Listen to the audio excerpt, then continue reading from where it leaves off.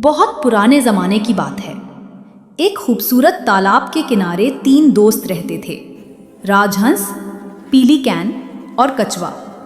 वो सब खुशी से खेलते, हंसते और तालाब की जिंदगी से लुत्फ अंदोज होते। मगर गर्मी के मौसम में तालाब का पानी कम हो जाता, मछलियाँ और कीड़े भी कम रह जाते और कभी कभी दोस्तों को खाली पेट ही सोना पड़ता। एक साल ऐसा आया कि बारिश नहीं हुई, तालाब सूख गया और खाने पीने की कमी हो गई। अब तीनों दोस्तों के लिए ये जान बचाने वाला मरहला था। राजहंस ने कहा, मैंने एक और बड़ा तालाब देखा है जहां अभी पानी है, चलो वहां चले।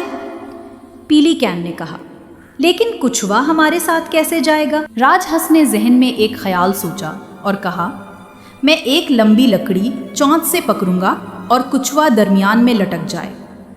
शर्त यह है कि कछुआ मुंह ना खोले। सब तैयार हुए और उड़ान भरी।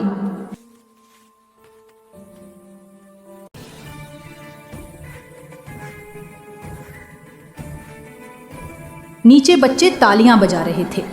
वाह, क्या मंजर है! दोस्ती ही असल ताकत है। तेजी से उड़ते हुए वो खुले मैदान के ऊपर से गुजरे जहां लोग फुटबॉल देख रहे थे।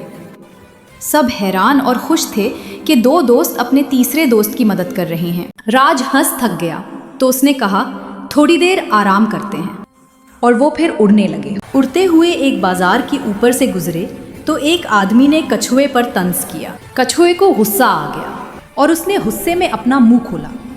बस फिर कछुआ नीचे गिर गया। प्यारे बच्चों, ये कहानी हमें सबक सिखाती है कि गुस्से में किए गए फैसले कभी कभी बहुत नुकसानदेह साबित होते हैं। अगर हमारी कहानी अच्छी लगी तो हमारे चैनल को सब्सक्राइब और लाइक करें।